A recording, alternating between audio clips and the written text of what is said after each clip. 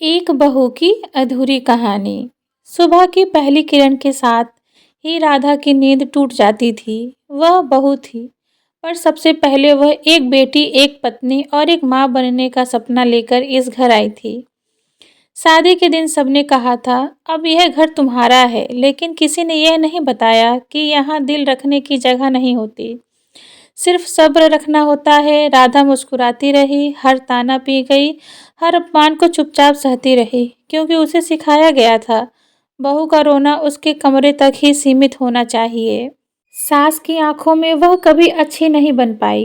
कभी दहेज कम था, कभी खाना फीका, कभी उसकी हंसी ज्यादा लगती थी। पति वह भी अच्छे थे, लेकिन बस कहने तक। माँ के सामने चुप, पत्नी के सामने मजबूर। राधा ने अपने सपने तह कर अलमारी में रख दिए। उसे पढ़ना था, कुछ बनना था, लेकिन यहाँ तो बस सेवा करना ही पहचान थी। एक दिन उसने अपनी माँ से कहा, सब ठीक है, और फोन रखते ही रो पड़ी। माँ की बेटी थी, लेकिन बहू बनते ही उसका दर्द गैर जरूरी हो गया। फिर एक दिन राधा बीमार पड़ी, तेज बुखार, कमजोरी, लेकिन घर में सब ठीक चलता रहा।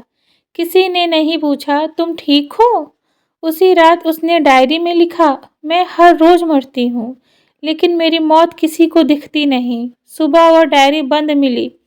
राधा नहीं, कहते हैं वह मायके चली गई, कुछ कहते हैं वह टूट गई, और कुछ कहते हैं वह आज भी उसी घर में है, बस जिंदा नहीं, सांस ले रही है।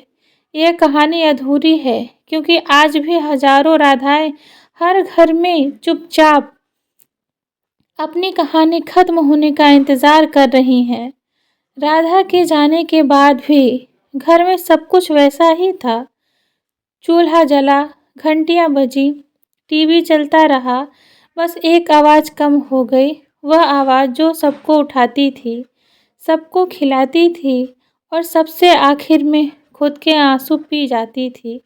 सास ने बस इतना कहा, आजकल की बहुएं सहन नहीं कर पाती, और बात खत्म।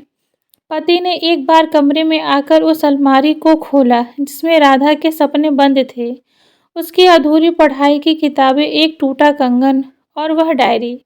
डायरी का एक पन्ना पढ़ते ही उसके हाथ कांपने लगे।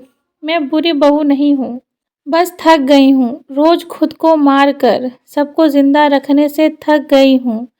उस दिन पहली बार उस आदमी को समझ आया कि चुप रहना भी एक तरह का अपराध होता है। माँ का दर्द। मायके में राधा की माँ हर रोज दरवाजे की ओर देखती थी। उसे बेटी की हंसी याद आती, जो अब फोन पर भी नहीं सुनाई देती। माँ कहती, बेटी बहू बनकर इतनी छोटी क्यों हो गई? लेकिन सवाल का जवाब किसी के पास नहीं था। राधा का सच।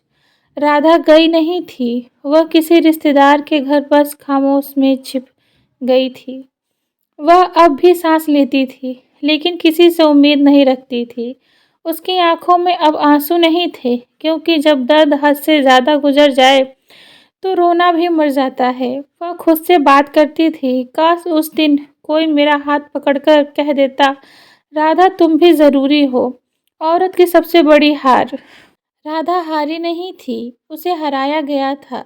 उसने रिश्ते निभाए, पर रिश्तों ने उसे नहीं अपनाया। यह कहानी आज भी अधूरी है, क्योंकि हमारे समाज में राधा जैसी बहुएं अभी भी अपनी आवाज़ ढूंढ रही हैं।